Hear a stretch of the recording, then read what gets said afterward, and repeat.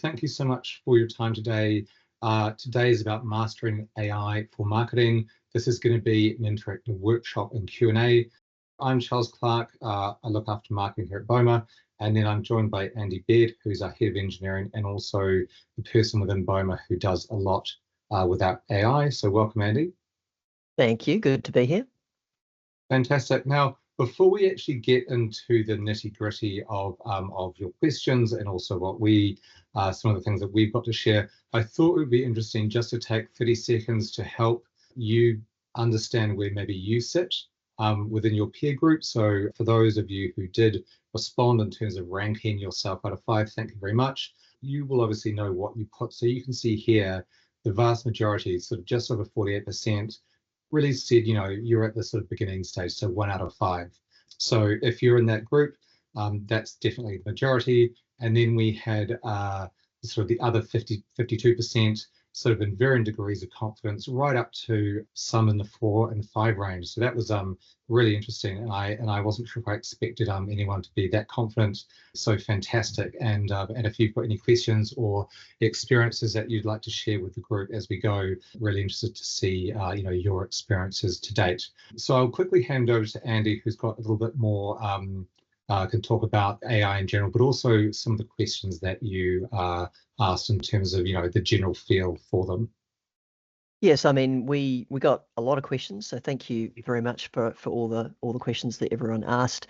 Obviously, we're not going to run through all of them one by one, but what we've done, or what Charles has done, is group them into the main themes they followed. So we'll be answering these both in the presentation and also in the demo of the product as well. And then if there's any additional questions at the end, as Charles already said, we'll answer them then. Cool. And generative AI. So for those of you, which is probably about half, that was sort of like, I don't really understand this. How does this work? What is generative AI? So generative AI, or the term AI as it's used currently, refers to computer algorithms that can effectively simulate human cognitive processes. And in terms of things like ChatGPT and stuff like that, they're large language models. And so what they can do is they can actually generate language. And others can even be for problem solving or generating art. And we will be talking a bit and doing some demonstrations of generating images, because that was one of the biggest questions that you guys asked. And I mean, it's probably that aspect where generative AI comes into the picture, is that branch of AI where you can generate new data. So it could be a text, it could be an image, it could be a video. And actually it uses it essentially analyzes loads of data, looks at patterns, and then can generate new data based on those patterns. And that's one of the really interesting things. I've had a couple of people just this morning actually talking about the fact that they've tried to use ChatGPT to do maths and had some rather interesting and abysmal results. And the reason for that is because generative AI, it's designed to create new data, but it does it based on statistics. And so it doesn't actually have, if I think about like a classic computer, it's like computers are really good at adding up numbers. That's not how generative AI works. It's much more like almost like a neural brain. It's almost like building a brain on silicon that sort of knows, I know kind of what a sentence sounds like, I know how to construct it. And so when you ask it a maths question, it will kind of come up with an answer that it thinks sounds correct, but may have absolutely no basis in reality. In fact, it probably doesn't have a basis in reality, as my colleagues discovered this morning. And that's kind of one of the other big things about AI, is about using it appropriately. That's one of the big things we've been covering in this webinar, is like, how should you use it? How shouldn't you use it? And equally, if you are using AI, which it looks like from the feedback that you guys gave, that a lot of you are using AI quite heavily, you want to be careful about where your data is going, how it's being used, because a lot of the websites, it's like, you go to a website, you can ask it to do some AI for you. It's actually taking and mining your data. So if you're asking it a question, if you're giving it an article to rewrite, if you're giving it perhaps some of the intellectual property from your business, or one of your clients is doing that, you really want to be careful with that. You want to understand what's the terms and conditions of that tool. So ChatGPT, for instance, if you're using the API, all of your data is protected, but most of your data, if you're just doing it through the regular interface, is actually not protected. They can use it for training. Doesn't mean they're going to make your data public, but it does mean that they can train their learning models on it, which is crucial to be aware of, and to know how you can ask them to remove your data if you need it removed. Cool. Cool. So obviously today we're sort of talking about what it means for marketing in particular. And as Andy said, it obviously can mimic human creativity, and that is obviously something that we all get very excited about, because let's face it, everyone's busy, and who wouldn't want some sort of tool or magic wand that they could wave and it could sort of do part of their job or sort of an element of their job for them. So let's just sort of be clear about the sort of generative AI that we're talking about, especially on a marketing sort of element, because there are other types that are good for other things. We're talking about the generative AI, which will produce content, specifically written and sort of imagery, and as Andy said, sort of video. So by written content, what do we mean? We mean emails, social media content, even blog posts. And so the point here is that you can instruct it to do something, and then ideally it will come out and give you a result. Now, the only thing to be aware of is that, one, AI is definitely at the beginning of its sort of journey, or generative AI is at the beginning of its journey. So like any new product out there, there are going to be some bugs, there are going to be some things that maybe don't work as well as the marketing the ads, when they sort of promise that it can do everything. It can do a lot, but it's not infallible. And so there's a couple of things I think would be worth considering just to have in the back of your mind as you are using it. And one of those would really, and this was actually sort of brought up in some of the questions that you asked, in terms of, what are the limitations? And so, yes, real-time data is a factor, but I think even beyond that, depending on which one you're using, which large language model you're using, there are some more nuanced constraints, and I'm just going to focus on a couple of them that I think are going to be most relevant for you. Now, the first one is around potential inaccuracies. So, as Andy said, it takes information and it generates sort of likely outcomes. So that's not always going to be correct. It's not always going to sort of, I suppose, verbally add 1 + 1 and get 2. It won't always get things right. So you will always have to make sure that you have a read of it and check that actually the information is correct. Now, it is there not to sort of generate correct things in terms of, is it absolutely 100% the truth? It's there to generate things that sound correct, that sort of make sense to it and its model and its training. So definitely, it has that ability to be incorrect, so you do need to check it. Now, another thing is that it doesn't have personal experience. So it doesn't necessarily have your understanding of a situation or a group of clients or a matter at hand. So, contextually, it may not have the same level of understanding that you would have. So again, treat it as such, and make sure you check it. Also, bias and repetition. So if you've ever read something that has been 100% generated by AI, you will see that it tends to use and reuse certain words and phrases and sort of tonal intonations. And it's definitely one of the questions that we had was sort of, how do I make it not sound like AI?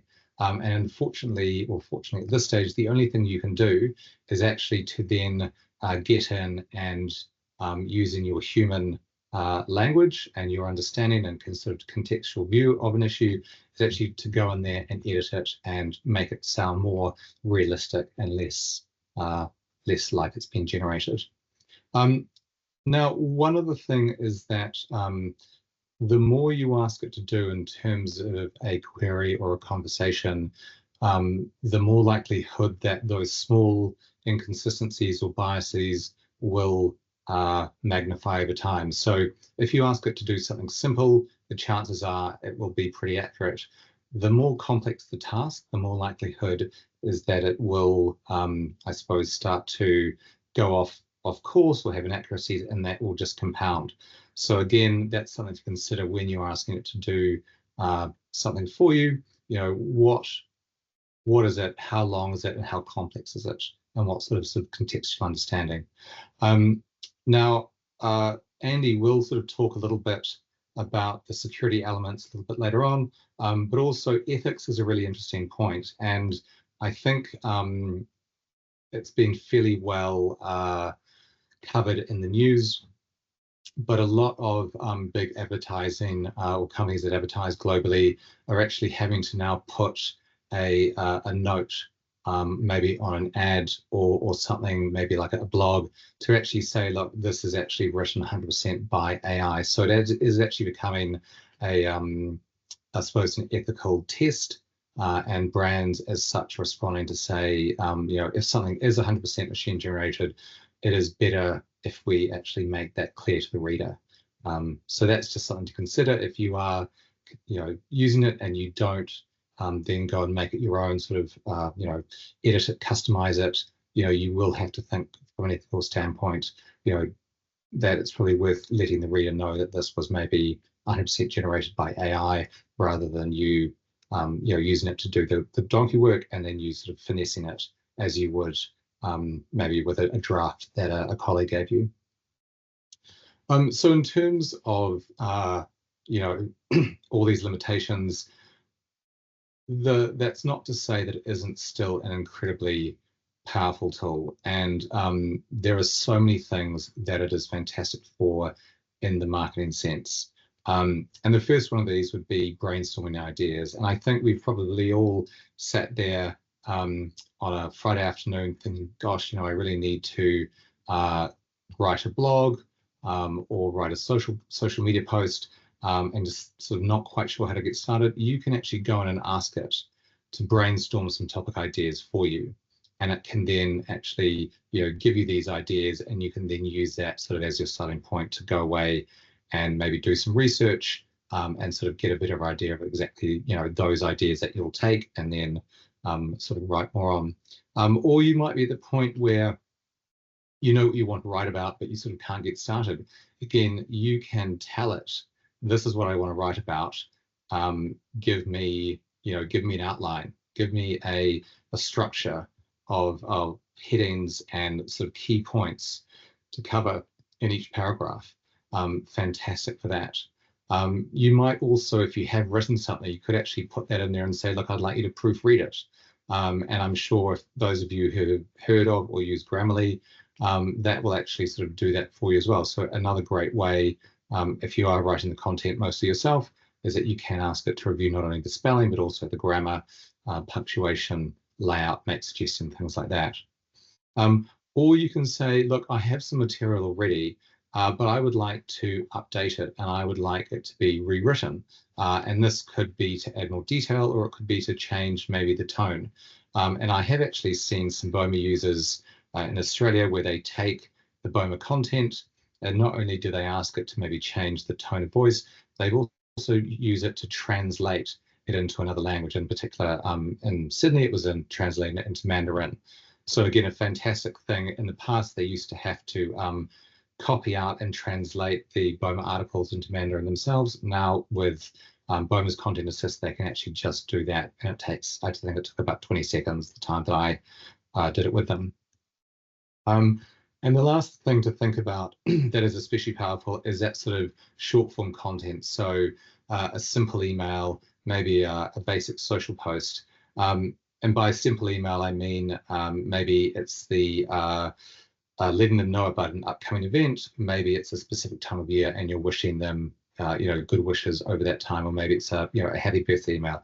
Again, there's not really anything that can go wrong in terms of technical expertise or content in there, or sort of facts and figures. And that sort of content AI is really, really good at. And in my experience, there's actually very little that would be required to take that sort of non-technical content and sort of just put a little bit of a sprinkling of your own personal tone, and then be ready to send out. But one of the big questions was how to get started, especially around prompts. And I think, Andy, you're best placed to discuss this. Yes, I mean, I'll show you some prompts once we jump into the product. But before we get into that, so I mean, the main thing is to be detailed and provide context. So if you think about the large language model, ChatGPT, content assistant, Boma, those sorts of things, essentially, it's very capable of writing you content, but it doesn't know who you are. It doesn't know who you're writing for. Doesn't know what sort of style you want. And so the more detail that you can give it around those, the better the content it can write for you. And it does, you know, obviously it means if you're writing something longer, that does take you more time. My recommendation and what I have on my laptop is I have prompts that I've written historically, and then I will take them and update them and reuse them. So essentially, I'll keep them. So I might spend quite a bit of time crafting a prompt that might, in your case, it would be like, what sort of firms do you deal with? What type of accountant are you? Are you very hands-on? Are you doing advisory? Your clients, what type are they? You might have like 2 or 3 different base prompts, like one for your smaller retail clients, one for your, like builders or tradies, and then another one for maybe your corporate professional type clients. And so I think that's the thing. It's about thinking about who are your clients, what's different about you, how can you give that context to the AI so that it knows to write it correctly for you. And obviously you want to also like let it know what you're trying to achieve with the content as well. So like, what's the goal here? Is it to get people to click this link? Is it to get people interested in it? Is it to get people to reply to your email? And you can actually also give it sample content as well. That's a little bit more difficult. We won't be going into that today, but there is the ability to also train it on your content so that it will follow your style. The next thing is ask specific questions. So like rather than saying, what should I do for my next marketing campaign, which is obviously very broad, not very detailed, instead you could ask something like, what kind of email campaign would work best for an accountant targeting small restaurants and cafes, for example. And basically, obviously, with that prompt, you would take it and you would change it from small restaurants and cafes to whatever the target audience is for that particular campaign. And to Charles's point, it's like if you want a better quality of a better quality response, you want to ask a better quality of question. Try out different approaches. Obviously, that's a really good one. Like everyone is learning how to use AI, and so it's good, I find, to try different ways of wording. Like sometimes certain words can cause the AI to come up with a weird response. Certainly we've had times where we're trying to get it to summarize content. And sometimes there can be like a certain phrase that works really well, and that can be different actually across different engines. So under the hood, Boma's Content Assist is using ChatGPT, so it does behave like that. But if you look at like a tool like say Claude, the answers it gives by default are quite different, and so you have to kind of prompt it differently if you want to lead it in a different direction from its sort of more flowery kind of responses, which don't necessarily sound like AI, but they probably don't sound like you either. When you're asking for revisions, it's good to give context. So rather than just hitting the try again button, which sometimes does work, like sometimes I do just hit the try again and it will work. Like if it gives you an obvious kind of bad response that makes no sense, hitting try again can be worthwhile. But if you've got something and you're like, yeah, that's not quite right, but it's close, then you could use something like try again, but use a more professional tone, or try again, but tailor the output to middle-aged female audience. Again, think about those specifics about your clients or your potential clients that you're targeting, that you can tell the AI, hey, this is who this is for. Think about it from this point of view. And sort of ironically, even though we are effectively talking to a machine here, it's much the same as if you had a content writer. It's just a very discounted, very immediate content writer that you have sitting right in front of you. And obviously these types of instructions help the AI better understand what you're looking for, what you want, and what you want to get out of it. And then lastly, as Charles has already mentioned, you want to verify the AI responses, because right now, most AI, there is some that is changing, but most AI, there's no real checks and balances. There's no like fact checking, if you like, of like, hey, is this thing that I've written correct? Some of the engines now are starting to add sources, so like I think Gemini is adding that now. I don't think it's generally available yet, but I think some people have seen it in the beta, where essentially you ask it a question, it writes you an article, and then it also says, oh, here's the references that I used, or here's some specific references that I used for creating this article, and then it would link out to them. And so that gives you the ability to go, okay, this is where it's got it from. Is that correct? Is that not correct? All those sorts of things. So, and the next, not necessarily the next immediate phase of AI, but the longer term goal for AI is to have what's called AGI, or artificial general intelligence, where it actually knows the difference between the truth and a lie, and it can identify, am I telling you something that is true? Am I telling you something that's based in reality? We're not there yet. That's going to take a while. But that's obviously one of the things that they're working on, because having a machine that can make up fanciful lies that sound super, super believable is obviously dangerous. And actually, interestingly, it's one of the things that they've found is that if you've got no controls over the AI, it will quite naturally start to lie, just to make you happy, irregardless of the reality.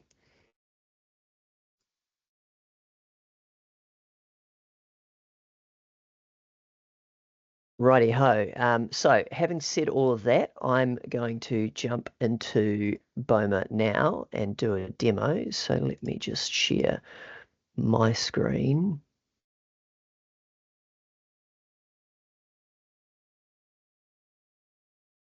Cool. That's looking good. Yep, we can see that. Yeah, perfect. Sorry, I'm just trying to get my notes ready. Okay, perfect. Cool. So I think most of you are users of Boma, but for those of you that aren't users of Boma, this is what the dashboard looks like. Essentially, we can see some of my previous campaigns. We can see some of my analytics. This is just my staging account, so obviously it doesn't have a huge amount of campaigns in it. We can also see the premium libraries that I've got. So if you're in Australia and New Zealand, these libraries are both available in those regions. Elsewhere, the gap is available globally. What I'm going to do next is I'm going to just jump into the content library just quickly. We're actually going to do a from scratch campaign, but just to jump in here, because particularly like there's a lot of users that do use the search to search for things, but there's a lot who don't. And so if you're having trouble finding the specific article you need, it's really valuable to use this. And obviously you can do things like go, hey, just show me Walter's Claw Premium, just show me Zero, just show me other partners, and obviously you can limit it down by global categories as well. So that's quite good, rather than just scrolling the big long massive list. Have a think about what you want to say to your audience and limit that down. But what I'm going to do first is I'm going to jump and create a campaign from scratch using AI. I'm going to choose a branded web page, and this could be something that I create in Boma, and I could send it out directly from Boma, or it might be that I create the article here and then I take it and put it on our blog. I know a lot of you are very focused on the SEO around your website and your blog, and so you might want to generate the article here and then just take it and use it on your website, and obviously absolutely fine to do that. And what I'm going to do here is I'm going to put in just a random summary there, 3 ways to increase sales. So that's what my article is going to be called, and going to click edit article. It's going to load it up. And again, while we don't want to write a super technical piece on, like, say, tax bands, for instance, it's okay to write like a business type content piece like this. We just want to shy away from the stuff that is super technical. And so for this, I'm going to come here, I'm going to click on the content. You'll see that there's a Write with AI button that appears, and that's available on any of the content blocks in Boma. So like, say I wanted to rewrite this headline, I could do that. But what I'm going to do is I'm going to click in here, I'm going to click Write with AI, Obviously, we've got like some built-in ones here of like, spell check the content. So if, say, you'd written the content or got it from somewhere else, you might want to spell check it. You might want to translate it, as Charles was talking about earlier. Maybe you want to make it a specific tone without changing the format. But in this case, I'm going to tell it that it's an expert marketer and salesperson, and I'm going to ask it to write me a 500-word article in British English on the 3 best ways to grow the sales in your small business. Now, obviously, this isn't quite as detailed as the things that I was talking to you guys about earlier, but obviously it would be good to customize that question and make it more specific to your business. Now, obviously, the first thing we're going to do here is we're going to verify. So before we just, bring this into our thing, we're going to have a look at it and go, okay, as an expert marketer and salesperson, I can provide valuable insights on the 3 best ways to grow sales in your small business. Firstly, it's crucial to focus on building strong relationships, expanding your online presence. Lastly, offering promotions and discounts. In conclusion, cool. And like I could apply that. I could click regenerate, see if it comes up with a better one. Maybe I don't like that third one, and I'm like, I want to hear something better. And yeah, online presence, cool. Strategic approaches, promotions and discounts. Okay, cool. I mean, that's not really 3. This one's 3. So probably if I was doing this for real, I would probably, change my prompt a little bit, rework it. But for the purposes of this demo, I'm going to accept this one because it is 3. And maybe I want to change this introduction. Here are 3 valuable insights on, here are some valuable insights on the 3 best ways to grow sales in your small business. And I'm actually going to copy this because I want to use this in the introduction for the article. And maybe I want to change these to numbers, so I'm going to actually put a 1 there and put a 2 here. And just a reminder, this is a branded article. So this is not an email. So I'm not going to personalize it by putting dear so-and-so at the top. Maybe I want the go to website here. Maybe I don't. I can just remove that if I don't want that there. That's fine. I'm going to change the image. So I'm going to click on change image. Now, obviously built in to Boma, we've got the ability to search an image. I could just bring in this coffee cup if I wanted to. What I did earlier was I jumped into Bing, and we've got this link later on, but I jumped into the bing.com image creator. So Bing is Microsoft search tool, so similar to Google. And I asked it to generate an image, person processing a sale in a retail store. And now, obviously, these are all horribly sort of stock images, but, there's a bit of diversity there.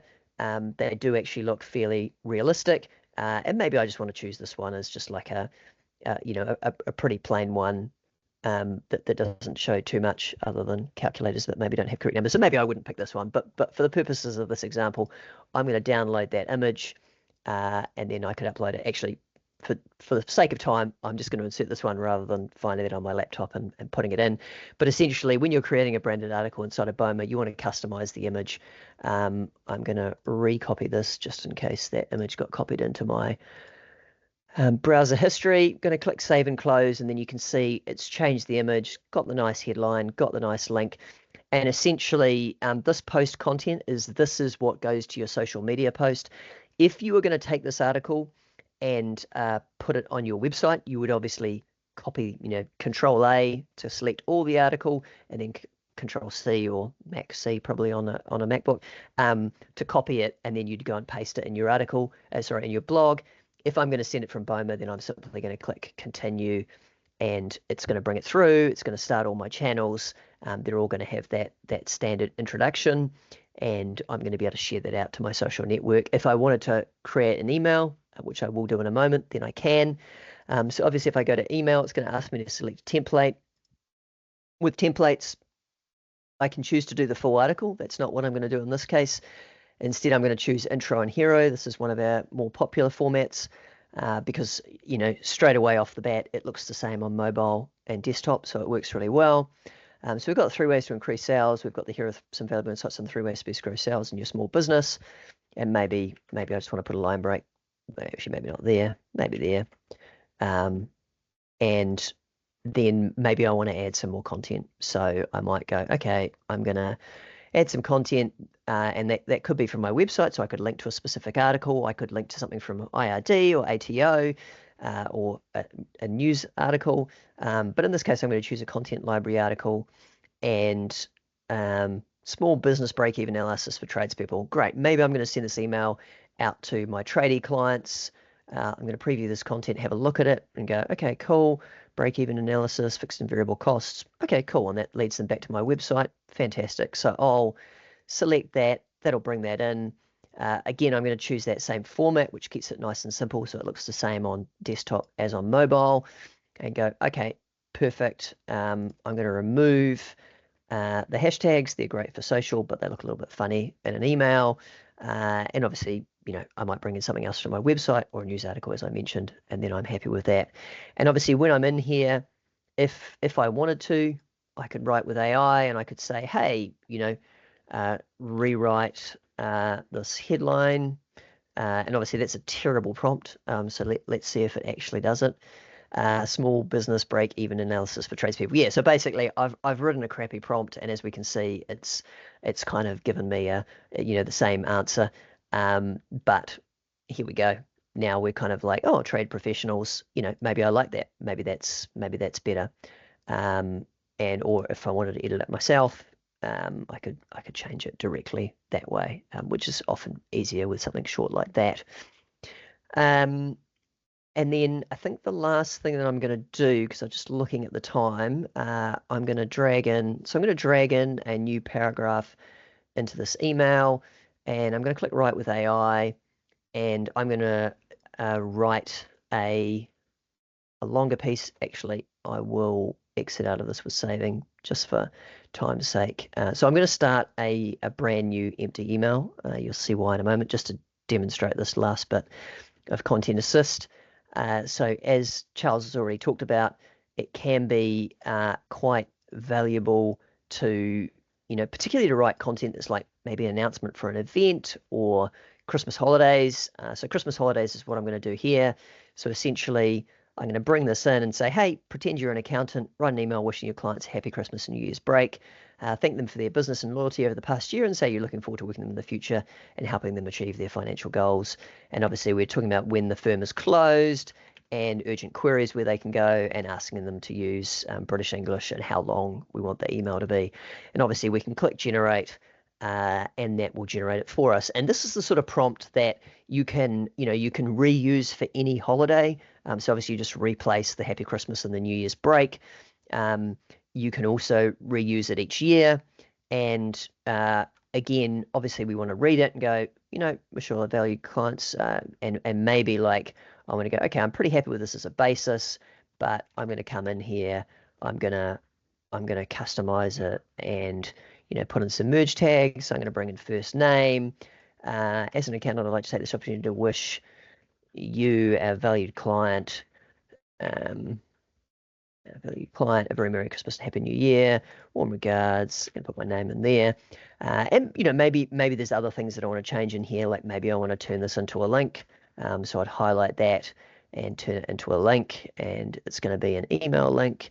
And the text to display, and the email is sending it to me, just so that I make it nice and easy for my clients. And yeah, was there anything else, Charles, that you wanted to see, or I think I've covered everything off quickly? Like I think those are the main things, especially in Boma. And obviously, if people have questions, we'll get to sort of live questions in a minute. But if you've got questions about anything that you saw now, do pop them in the chat box, and we can always jump back in here or elsewhere in the next minute or so. But look, Andy, thanks. I might take back control, and I'll just share screen again if I can. Cool. So look, as Andy said, for those of you who are Boma users, it is live inside Boma right now, so you can go in and use it. Andy gave you a couple of examples of how you could use it. So you can use it to customize the content library articles or create your own email content or blog posts. Now, the nice thing about using the one, our version of ChatGPT in Boma, is that it's inbuilt within your Boma subscription. So you're actually saving a US subscription, $20 per month. We've got the paid version of it. And that also gives you privacy, and I won't go sort of around and explain the SOC2 and C3 compliant elements. Suffice to say that, as I think Andy alluded to earlier, the data that you put in will remain yours and won't be used for training. Yeah, I mean, I think I had a note against that actually, Charles. So I mean, essentially, the main thing there is the cloud and data security when you're SOC 2 and SOC 3 compliant basically means it's inspected and audited and verified by an independent CPA firm. So essentially, this is not just OpenAI saying, "Hey, we're fine, we're looking after your data." They actually get audited and verified by an independent CPA firm to make sure that they are actually doing what they say they're doing. And so it does give you that level of confidence that you're not sharing things that you don't want to be sharing. Awesome. Now, the last place that we will spend a bit of time is about getting started, because that really was the #1 question that most of you asked, either in terms of like not sure where to get started or how. And hopefully what we've talked about already will give you some insights. And this slide is really just about sort of recapping on those. But before we get started, I'm sure most of you are looking at that image thinking, what on earth is that? So that was me playing around with ChatGPT and asking it to generate an image for me. And I thought, well, look, let's ask it to do something a bit crazy. A fish chasing a mountain biker going down a snowy mountain. So now be aware that you can sort of ask it to do all sorts of crazy things. And as long as you get the prompt right, it will come back with some options. And in this case, quite a funny one. I suppose the advice here is, you know, test and learn, as with all AI. And that sort of really leads me to the first point here, which is around developing a bit of an AI mindset. Now, I think it's important to sort of just state that AI is likely not a fad.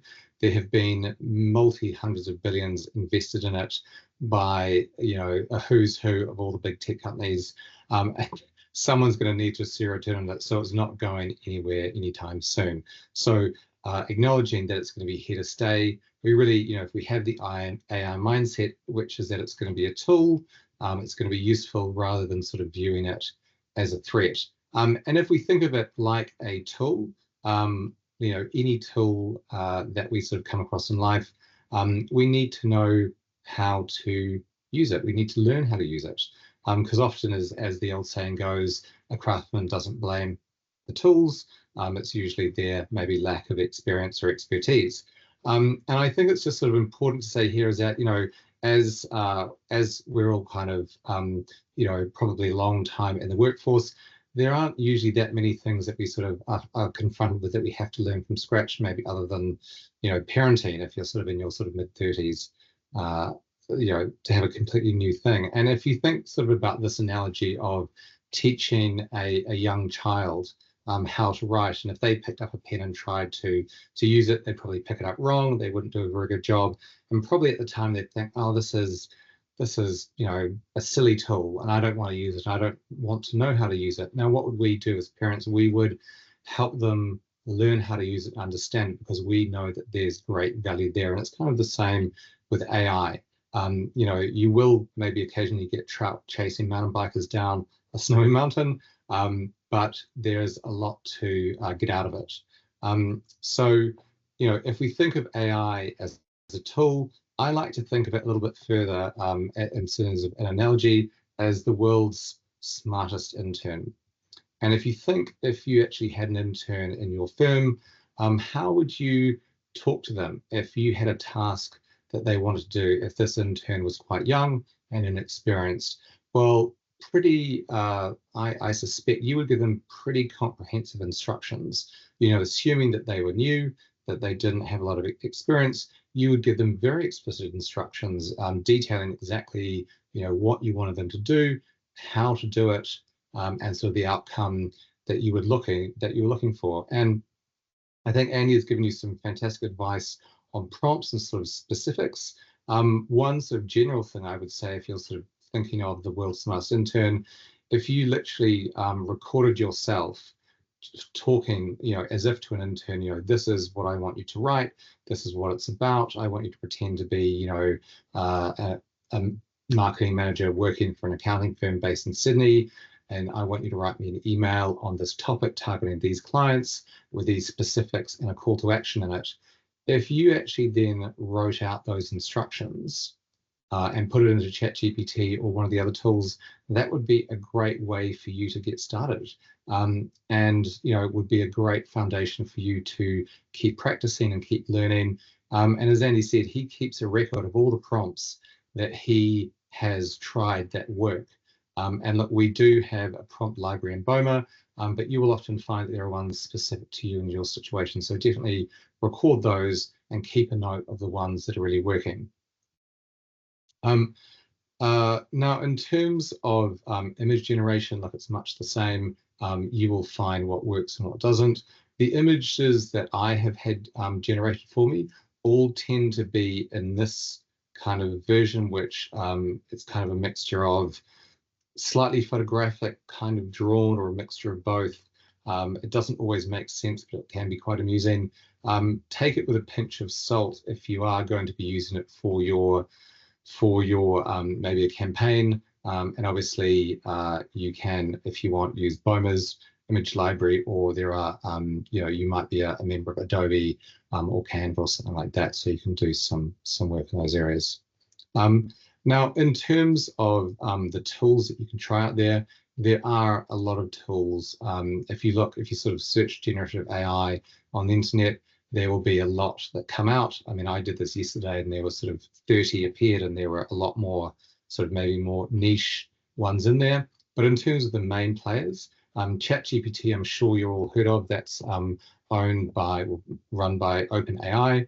But then all the big players, so Google have got Gemini, Microsoft have got Copilot built in, and even in Bing, their search engine, there's an element of that. And you can, I know Andy was saying, you can have it request images, and then also Claude is another one, sort of some of the main ones. Now, a lot of these will be free for you to try, and they may give you a certain amount of, I suppose, tokens that you can use, and this might be in terms of you can do 2 or 3 images a day, or you can generate a certain amount of text on a daily basis. If you want to get maybe the latest version of that engine, that's the one that will have the most up-to-date information. So some of the older versions of ChatGPT, were trained up to sort of mid-2021, whereas the current ones are actually they've sort of continually been updated with new information, and the newer ones are obviously better. So you get a little bit what you pay for. You pay more, you get the better versions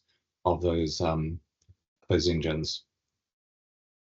Now, look, just before I go into sort of potential next steps, if anyone does have any questions about anything that Andy and I have talked about, now would be a great time to pop it into the Q&A or into the chat, because we will have time for a minute or two after this, because I think we're pretty much on time. Now, if you aren't a member of Boma, come and give us a try at bomamarketing.com.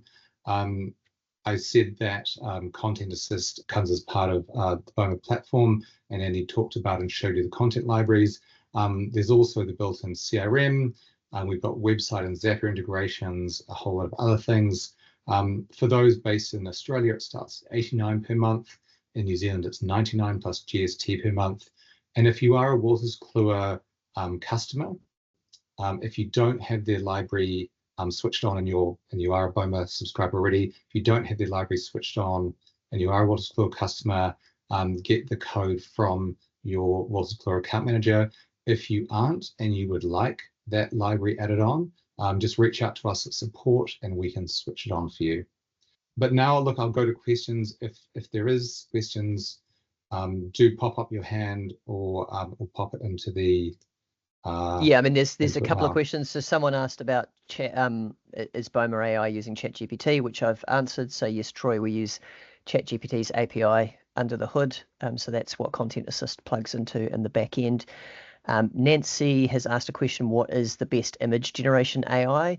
I mean, there's a bunch that I've played around with, but you may have played with it more than me, Charles. Is that true, or do you think? No, to be fair, I have only used the ChatGPT one.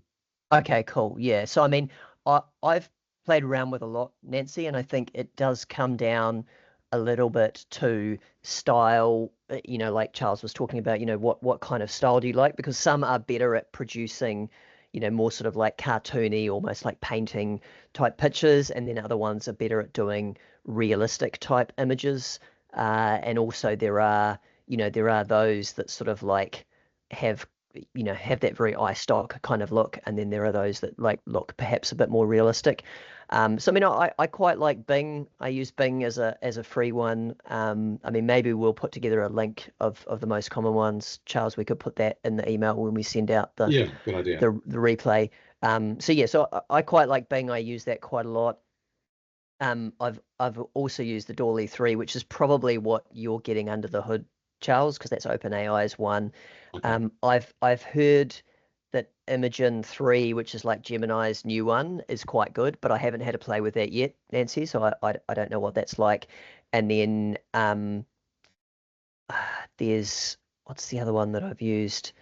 It was one of the early ones that Midjourney, I think, is the other one I've done. But I think with Midjourney, well, certainly from my experience anyway, it's kind of easy, like it's easier to almost find tools that build on top of the raw tool, because there's a lot of open source ones as well, Nancy. So most of the ones I've been playing around with have been kind of like open source ones that have APIs that potentially could be useful for Boma.